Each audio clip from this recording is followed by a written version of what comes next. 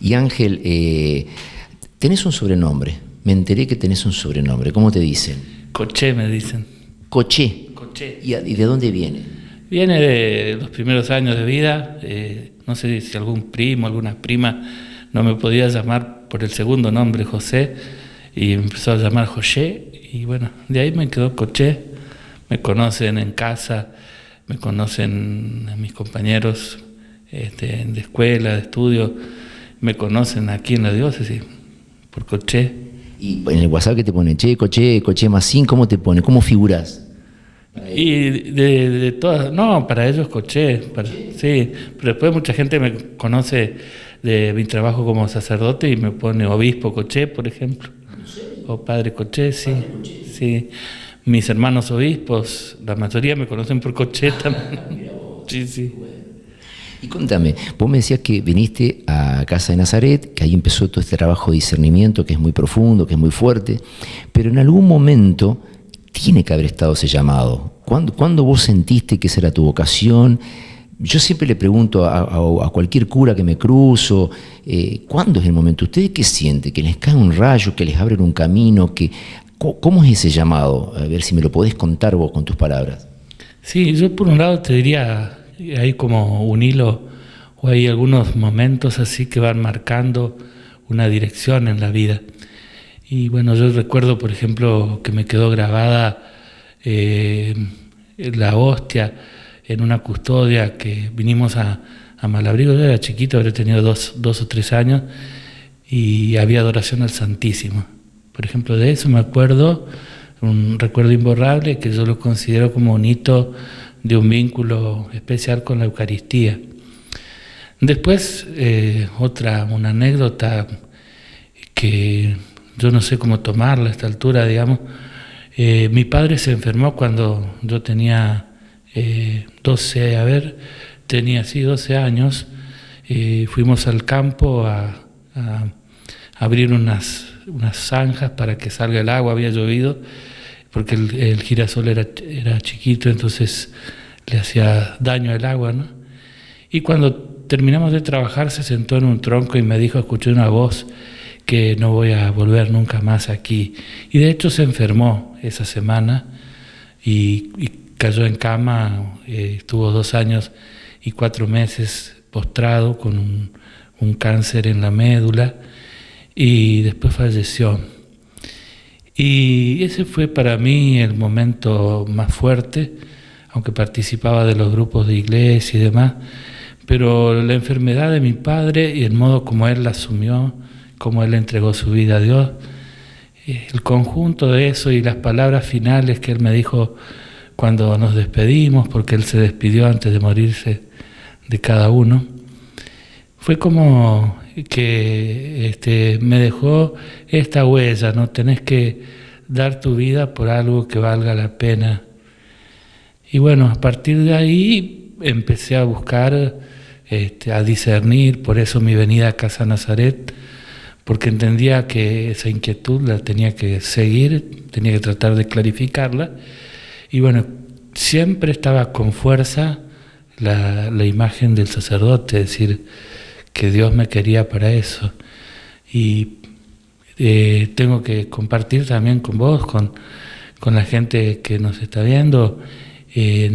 Después decido, afirmándome un poco en esta convicción, decido entrar al seminario mayor. Hablo con Monseñor Iriarte en ese tiempo, que me recibió, y me fui a Resistencia. Pero por un lado sentí una fuerza muy, muy grande, un llamado muy grande a ser sacerdote, y me gustaban las cosas que tienen que ver con la palabra, con la celebración de la liturgia, pero por otro lado sentía mucha resistencia interior a seguir ese llamado por lo que tenía que dejar, ¿no? Todo, una profesión o una posible profesión, un trabajo, una familia, la fiesta, etcétera. A tal punto que en la capilla yo entraba y le decía a Dios, durante 3 años fue así, le rezaba a Dios diciéndole, yo no quiero ser sacerdote, pero si es tu voluntad, que se den las cosas para que así suceda. Y bueno, y así pasó, ¿no? Después otra cosa que a mí me olvidé de contarlo como anécdota, ¿no? Mi padre, postrado en el lecho del dolor, cuando yo me iba a la escuela, lo saludaba, le iba a dar un beso, y él me besaba la mano donde los obispos llevamos el anillo. Y lo hacía como anticipando de que yo iba a ser obispo, pero bueno, yo me reía, lo tomaba como un gesto de cariño y también él era muy religioso, entonces yo lo tomaba por ese lado. Pero después cuando el día de la ordenación me pusieron el anillo, dije yo, la vida es un misterio, tiene esas conexiones, así que bueno, cuando llegó mi decisión definitiva, falleció un sacerdote. Como verás, está mi vocación vinculada a la entrega de la vida. Falleció un sacerdote, se llamaba Héctor Finós, en un accidente de tránsito, y nosotros como seminaristas fuimos a Calchaquí. En un momento yo lo veo venir a Monseñor Sigampa en ese entonces, llorando desconsoladamente por haber perdido un sacerdote, ¿no? Y en la homilía él un momento se dio vuelta hacia donde estábamos nosotros y nos dijo, una estola quedó vacía, a ver quién se anima a ponerle los hombros. Y yo en ese momento sentí como que esa estola la tenía que tomar yo, digamos, y a partir de ahí se me fueron las dudas, las resistencias, me invadió una sensación así interna, espiritual, de paz, de serenidad, de alegría, que no me abandonó hasta hoy, aún pasando por situaciones muy difíciles, ¿no? Bien, vos me decías recién algo que me llamó la atención, que vos dijiste que tuviste que hacer ciertos renunciamientos, como por ejemplo una profesión o a una familia, ¿Se te cruzó muchas veces por la cabeza el hecho de decir, tener una mujer, tener hijos, amar como puede amar cualquier persona, que no sea célibe? ¿Se te cruzó por la cabeza eso en algún momento?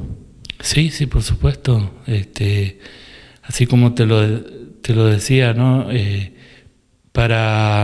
Antes de decidirme ir a Resistencia, un poco por las dudas, porque estaban en duda, me inscribí en una universidad de Paraná para la carrera de comunicación, justamente. Sí, y fui a hacer el examen de ingreso, me fue bien, pero después decidí entrar al seminario.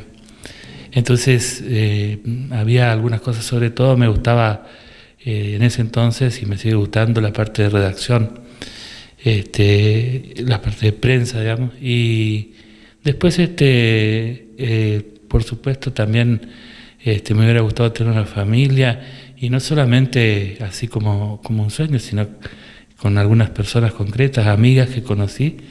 Me hubiera gustado comenzar un vínculo, pero bueno, no se dio porque yo no tenía claro el camino de mi vida, y bueno, no podía proponer o iniciar una experiencia a la cual no le podía dar la seguridad. O sea, a ver, vos me querés decir que te gustaban un par de chicas, que te gustaron una chica, y sentiste el llamado también del hombre. Exacto. No solo no solo en el aire uno siente esa inclinación, sino en rostros concretos, en personas concretas, ¿no? Es muy fuerte lo que realmente me estás diciendo, y es muy noble, es muy lindo, es muy sano. Es decir, bueno, había chicas que te gustaban, pero tenías que tomar una decisión, y tomaste la decisión que vos creías correcta.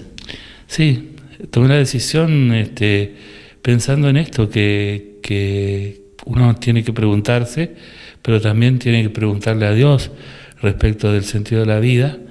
Y bueno, fui interpretando, con el paso de los años fui reconfirmando ese llamado.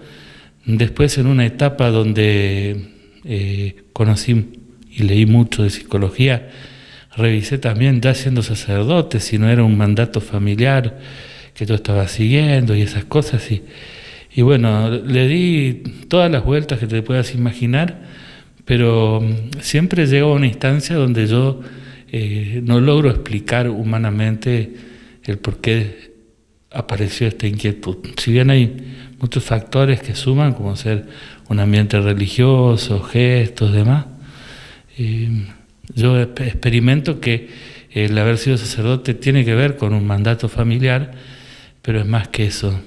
Yo lo siento así, vivo una complicidad con Dios permanente, complicidad en el sentido de estar en contacto en diferentes circunstancias. Mientras viajo voy conversando con Él.